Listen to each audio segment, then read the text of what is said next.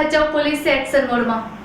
ચૂંટણીને અનુલક્ષીને ભચાઉ પોલીસે એક્શન મોડમાં. ભચાઉના અંતરિયાળ ગામોમાં ફૂટ પેટ્રોલિંગ.